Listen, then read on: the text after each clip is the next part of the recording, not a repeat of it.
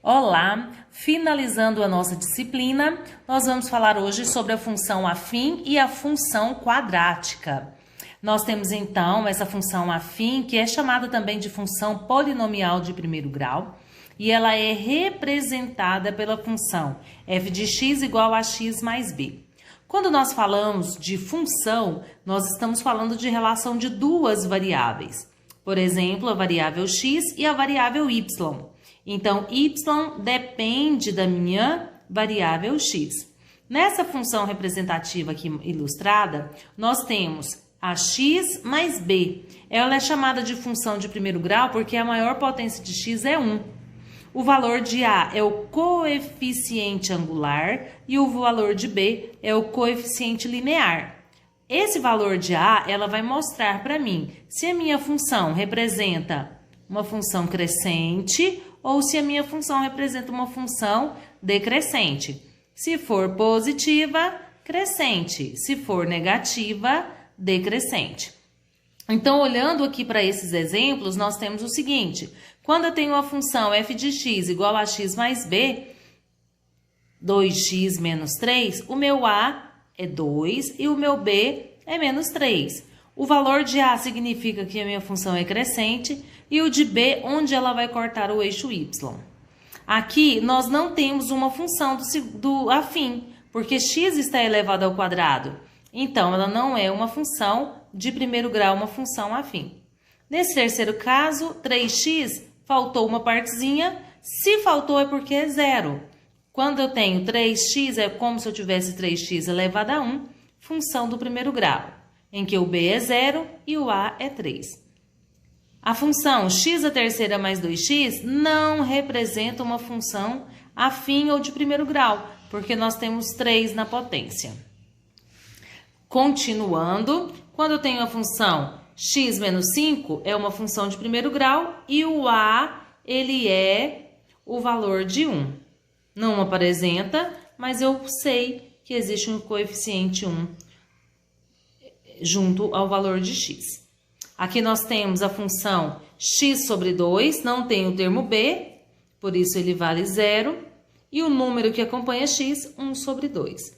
Então, representando essa função afim. Nós temos aqui nesse exercício que pede para escrever os coeficientes a e b de cada uma das funções, se for de primeiro grau. Então, eu já posso destacar que essa não é de primeiro grau. Quem mais? Essa não é de primeiro grau. Essa não é de primeiro grau. E essa não é de primeiro grau, porque as potências de x estão diferentes de 1. Quem é o a? O número que acompanha x, então é 1. Quem é b? 3 sobre 2. Da mesma forma, o a menos 3 e o b menos 1. E assim sucessivamente. O gráfico de uma função de primeiro grau, ela é uma reta. Sempre nós temos uma reta, que vai ser ou crescente ou decrescente. Quando eu vou descobrir que ela é de uma função crescente? Quando o meu x é positivo. Sempre o gráfico de uma função de primeiro grau é uma reta, ou crescente ou decrescente. Se o número que acompanha x é positivo, crescente.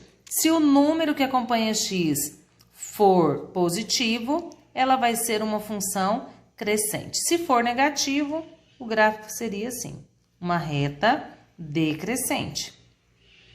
Então, dessas funções, eu não vou pedir para fazer a representação, só para a gente verificar. Olha, aqui eu tenho uma função crescente, porque o número que acompanha x é positivo. Aqui ela é decrescente, porque o número que acompanha x é negativo. Para fazer a representação gráfica, basta fazer uma tabelinha. Eu pego a minha função, dou um valor para x e acho y. Meu x vale 1, é o valor que eu quiser, eu escolhi 1. 1 menos 3, subtrai e pega o sinal do maior, menos 2. Então, meu y vale menos 2. E eu tenho para ordenado menos 1 e menos 2. Quando meu x vale 2, outro número que eu escolhi, então é x menos 3. 2 menos 3, menos 1. Eu tenho outro par ordenado. Com isso, com esses dois pares ordenados, olha só. 1 e menos 2, e o outro 2 e menos 1. Quando eu ligo, eu tenho uma reta. É assim que eu faço a representação gráfica de uma função de primeiro grau. Quais os tipos nós temos de função de primeiro grau? Nós temos a função afim crescente e a função afim decrescente, como eu tinha dito para você. Quando o número que acompanha x é negativo, função decrescente. Quando o número que acompanha x é positivo, função crescente. Nós temos uma outra função que é a linear. Que diferença tem? Na linear, o gráfico ele vai cortar o 0, 0. Tanto quando a função é crescente, quanto ela é decrescente. Ela não tem o termo b, prestem atenção. A função aqui igual a 3x. A função aqui menos 2x. Quando o termo b for 0, nós temos uma função chamada função linear. Nós temos um caso especial que é a função identidade. O único exemplo é esse, f de x igual a x. Como é que eu sei reconhecer? Quando o gráfico ele corta no 0, 0. Daí eu sei que ele vai ser uma função identidade. É o único exemplo da função identidade. E o que é uma função constante? Uma função constante, o gráfico, ela é uma reta paralela ao eixo x. Quando nós temos, y igual a um número, ele não aparece o valor de x. Daí nós temos uma função constante. Olha outra função constante, y igual a 2. Ela é uma reta paralela ao eixo x e ela vai cortar y bem no ponto em que ela representa, y igual a 2. Assim, com esses tipos de gráficos, nós encerramos aí essa pequena revisão de funções de primeiro grau. Então, função afim, função linear, função identidade. E um exemplo que não é função de primeiro grau, a função constante, que é uma reta paralela ao eixo x. Temos agora a função quadrática. A função quadrática ela é dada por f de x igual a x ao quadrado mais bx mais c. Ela parece com a equação do segundo grau. Tanto é que quando eu vou resolver essa função, ela passa a ser uma equação. Nós chamamos de coeficiente A o número que acompanha x ao quadrado, que nesse caso é 2. De B, o número que acompanha x e C, o termo que não tem x. E como é que eu faço para resolver uma equação do segundo grau? Eu vou usar Bhaskara como nós vimos na aula anterior. Igualei a 0, eu pego meu valor de A, que é 2, meu B, que é menos 3, e meu C, que é 1, e vou jogar na fórmula de Bhaskara, que é menos B, mais ou menos raiz quadrada de delta, que é B ao quadrado, menos 4AC, sobre 2A. Substituindo os valores, e nós encontramos as raízes. 1,5. Bom, gente, uma informação importante, que o gráfico da função de segundo grau é chamado de parábola. E quando eu tenho delta maior do que 0, eu tenho duas raízes. Ele vai cortar o gráfico em 2 pontos no eixo x.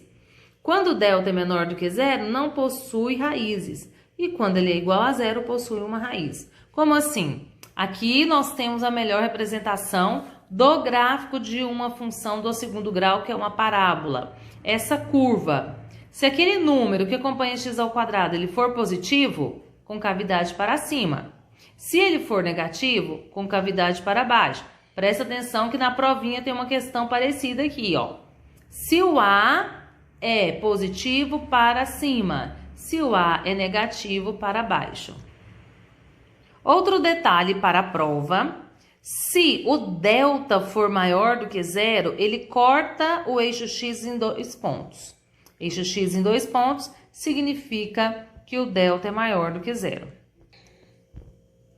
Se o delta ele for igual a 0, ele vai cortar o gráfico em apenas um ponto. Então, delta igual a 0 corta um ponto. Aqui, quando o A for positivo, e aqui, quando o A for negativo. E, em consequência, nós temos quando delta não é negativo, não existe raiz de delta, mas a representação gráfica existe. Ela não corta o eixo x. Quando o A for positivo e quando o A for negativo, mas o delta for menor do que 0.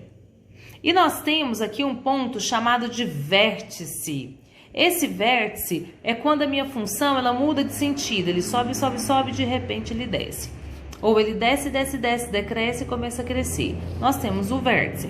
Como é que eu faço para calcular esse valor? Eu tenho o x vértice, que é menos b sobre 2a, e tenho o y vértice, que é igual a menos delta sobre 4a.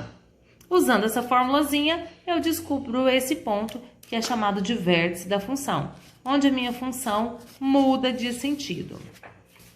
Daí, nós temos aqui o valor do c, aquele termo que não tem x, ele representa o local onde a minha função vai cortar o eixo y. E nós temos um resumo interessante aqui. A função quadrática é quando eu tenho uma função x elevado ao quadrado. F de x igual a x elevado ao quadrado. A pode ser qualquer número real, menos o zero, porque senão ele não existe. O gráfico, ele pode ser uma concavidade voltada para cima quando o a é maior do que zero. E olha, se o delta for positivo, ele toca em 2 pontos. Se a concavidade for voltada para baixo, o a é negativo. Se o delta ele for igual a zero, ele vai cortar aqui apenas um ponto, ou para cima ou para baixo. E se o delta for menor do que zero, não corta o eixo x. Outro detalhe é que esse pontinho é chamado de vértice, aquele ponto onde ele muda de sentido. Como é que calcula o vértice? Olha só, x vértice menos b sobre 2a. E o y vértice? Porque um ponto no plano cartesiano ele tem um valor de x e um valor de y. O valor de y é menos delta sobre 4a. Bom, então, quando a concavidade é voltada para cima, eu tenho um ponto de mínimo. Quando a concavidade é voltada para baixo, eu tenho um ponto de máximo. E daí foi uma revisão dessa função quadrática. Estou à disposição para toda e qualquer dúvida. Bom trabalho!